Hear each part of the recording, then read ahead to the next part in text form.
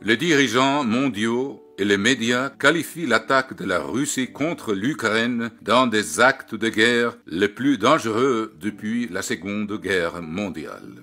La Russie, possédant l'une des plus grandes armées du monde, ainsi que le plus grand stock d'armes nucléaires, beaucoup s'interrogent. Ce conflit est-il un signe de la prophétie biblique de la fin des temps? La fin est-elle proche? Est-ce le début de la Troisième Guerre mondiale? Voici 4 points sortis en droite ligne de la Bible concernant la Russie et son rôle dans la prophétie biblique de la fin des temps. Numéro 1. Les origines bibliques de la Russie. Afin de reconnaître les prophéties bibliques concernant le peuple russe, nous devons comprendre qui ils sont et d'où ils viennent. De nombreux spécialistes de la Bible identifient Rosh, Méchec et Tubal comme des peuples du nord de la Russie. Une grande partie des Russes d'aujourd'hui descendent principalement des anciennes nations de Méchec et de Tubal. Ces 2 anciennes nations ont été nommées d'après 2 fils de Japheth, l'un des 3 fils de Noé. Certains chercheurs affirment également que le nom de la capitale de la Russie, Moscou, est dérivé du nom hébreu Méchec. Il existe également des preuves que certains Ukrainiens descendent d'un autre fils de Japheth, Madaï, qui était le père des Mèdes. Il est probable que de nombreux Russes et Ukrainiens d'aujourd'hui partagent une ascendance commune.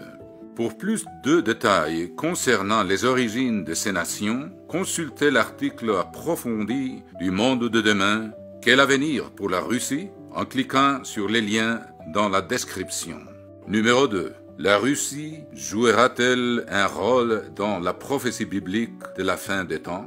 3 passages clés indiquent que la Russie fera partie d'un poids lourd de la fin des temps composé des nations orientales. Premièrement, Daniel chapitre 11 explique que, au temps de la fin, les rois du Midi, un puissant groupe de nations au sud de Jérusalem, dans la région de l'Afrique et du Moyen-Orient, se heurtera contre lui, et les rois du Septentrion, un autre puissant groupe de nations au nord de Jérusalem, en Europe, fondra sur lui comme une tempête, avec des chars, des cavaliers et avec de nombreux navires. Il s'avancera dans les terres, se répandra comme un torrent et débordera. Il entrera dans les plus beaux des pays et plusieurs succomberont. Puis, au verset 44, nous lisons « Des nouvelles de l'Orient et du Septentrion viendront l'effrayer.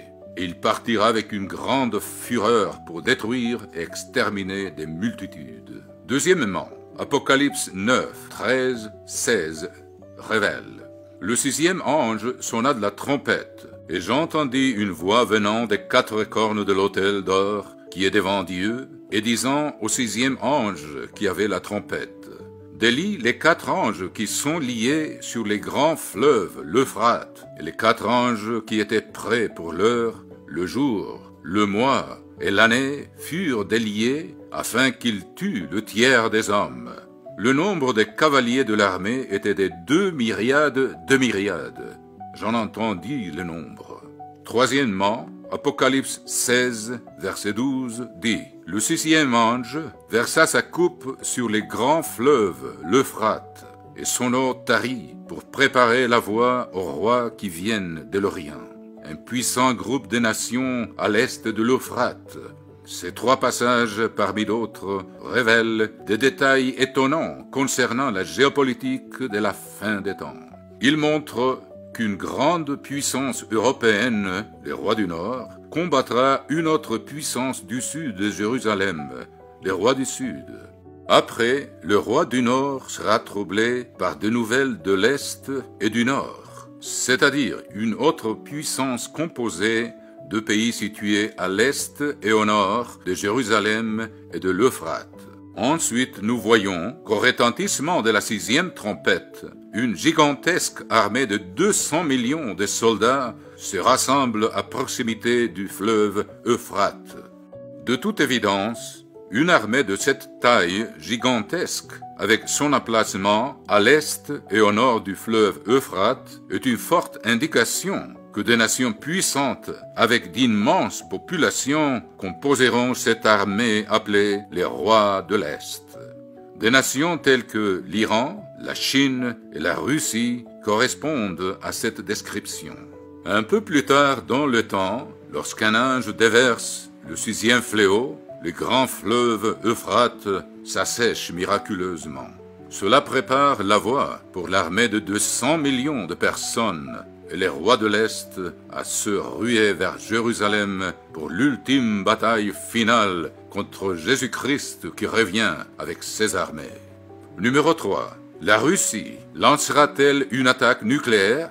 Au cours de ces batailles finales entre certains des empires les plus puissants que le monde n'ait jamais vus, la guerre nucléaire amènera l'humanité au bord de l'extinction et la Russie pourrait jouer un rôle clé. Apocalypse 9, versets 16 à 19, décrit probablement l'utilisation d'armes nucléaires. Le nombre de cavaliers de l'armée était de 2 myriades de myriades, 200 millions. J'en entendis le nombre. Et ainsi, dans la vision, je vis les chevaux et ceux qui les montaient, ayant des cuirasses couleur de feu, de hyacinthe et de soufre.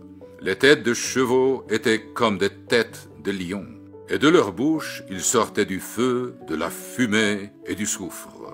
Le tiers des hommes fut tué par ces 3 fléaux, par le feu, par la fumée et par le soufre qui sortait de leur bouche. Car le pouvoir des chevaux était dans leur bouche et dans leur queue.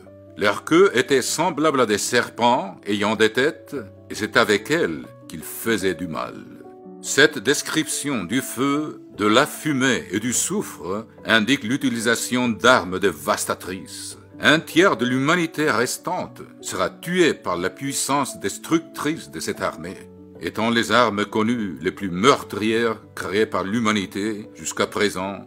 Les bombes et les missiles nucléaires peuvent contribuer à la cause de cette mortalité et de cette destruction.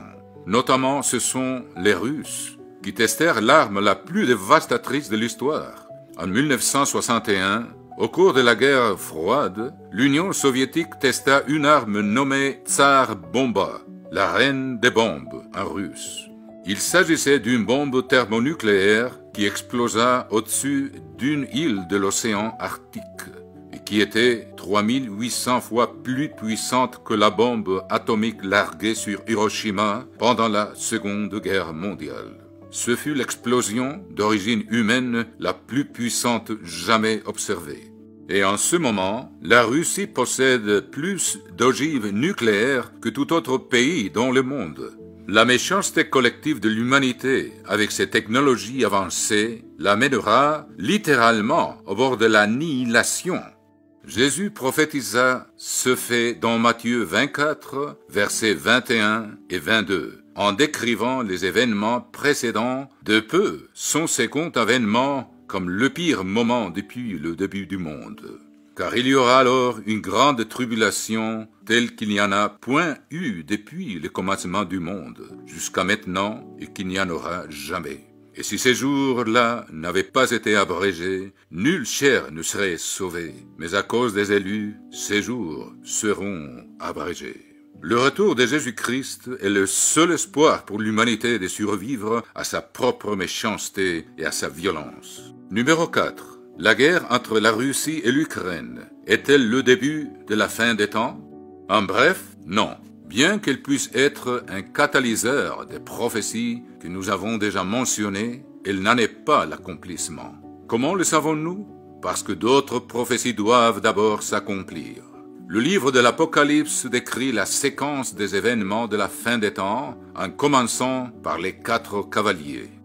En comparant les 4 cavaliers décrits dans Apocalypse 6, versets 1 à 8, avec les prophéties de Jésus dans Matthieu 24, versets 3 à 8, nous voyons que les 4 premiers événements majeurs de la fin des temps sont un grand renouveau du faux christianisme dirigé par un leader chrétien extrêmement influent appelé le faux prophète, l'émergence d'une superpuissance politique européenne dirigée par un influent leader politique appelé la bête, la famine et les épidémies affectant une grande partie du monde, Ces événements symbolisés par les 4 cavaliers seront extrêmement évidents car ils tueront un quart de l'humanité. Le retentissement de la 6e trompette et le fléau de la 6e coupe, ainsi que les conflits de la fin des temps entre les rois du Nord et les rois du Sud et les rois de l'Est ne se produiront pas avant que les 4 cavaliers ne s'élancent dans leur chevauchée de la fin des temps. La Bible n'explique pas tous les détails concernant les prophéties de la fin des temps, mais elle trace les grandes lignes du tableau général.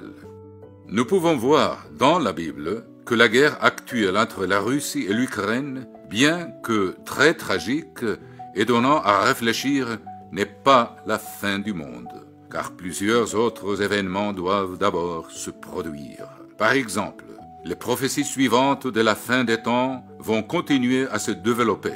L'influence économique, politique et militaire des États-Unis continuera à décliner, couplée à son déclin rapide de la moralité. Le Royaume-Uni et ses nations du Commonwealth suivront la même tendance. Il y aura un bloc de nations extrêmement puissant en Europe dirigé par l'Assyrie des temps modernes, l'Allemagne. Cette superpuissance sera les rois du Nord de la fin des temps, et sa domination sur les États-Unis, les Royaumes-Unis et les nations du Commonwealth ira crescendo. Il surgira un puissant bloc de nations au sud de Jérusalem, probablement composé de certaines nations du Moyen-Orient et de l'Afrique du Nord, appelées le roi du Sud. Enfin, la Russie, la Chine, l'Iran et d'autres nations orientales se rapprocheront les unes des autres pour finalement former le bloc des rois de l'Est et une armée de 200 millions d'hommes. Ces prophéties et d'autres s'accompliront avant la fin de cette ère et avant le retour de Jésus-Christ.